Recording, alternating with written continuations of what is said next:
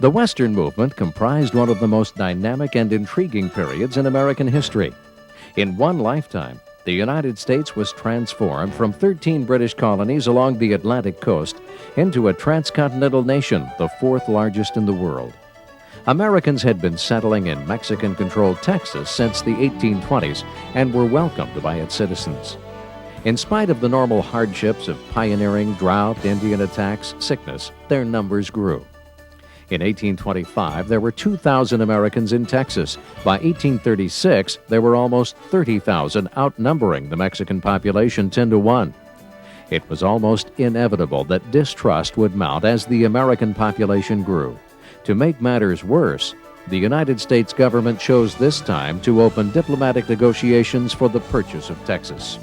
Disputes between Texas and Mexico erupted periodically. After an armed rebellion broke out in 1831, a convention was held in 1832 to demand reforms from the Mexican government. Some reforms were made by General Santa Anna, the president of Mexico, but in 1834, he repudiated these reforms, dissolved Congress, wiped out the entire federal system, and proclaimed himself dictator of a centralized state. Dissension flared again among the Texans. Armed resistance broke out, and finally, on November 3, 1835, a convention of delegates from the Texas communities issued a declaration of causes which explained why they were impelled to take up arms and named Sam Houston as commander of the Army. In that same month, the infamous and tragic Battle of the Alamo was fought. Some 4,000 Mexican soldiers were on hand to put down the rebellion, and their first objective was the defeat of the garrison at San Antonio.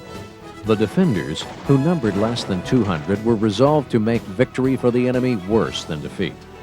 The defenders of the Alamo, who included such frontier heroes as Davy Crockett and Jim Bowie, had been true to their convictions.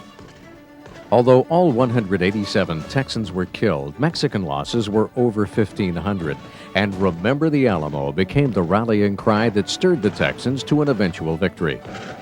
Sam Houston, not yet ready to sacrifice his unorganized and untrained men to General Santa Anna, retreated to the east. In April, however, with his own army strengthened by recruits and discipline, and Santa Anna's army dwindling in size, Houston attacked the enemy forces near the San Jacinto River, catching the Mexicans at their noon siesta. The Texans revenged the Alamo in the short span of 15 minutes. Santa Anna, along with 730 of his troops, was captured, and 630 Mexicans were killed. Texas was not long in seeking admission to the Union, but sectional rivalries precluded the government in Washington from taking favorable action. It was clear to all that debate over bringing the Lone Star Republic into the Union would center on the slave issue and split the nation in two. It was not until the presidential election of 1844, when the Democratic candidate James Knox Polk elevated the Texas question above sectionalism, that action by Congress was taken.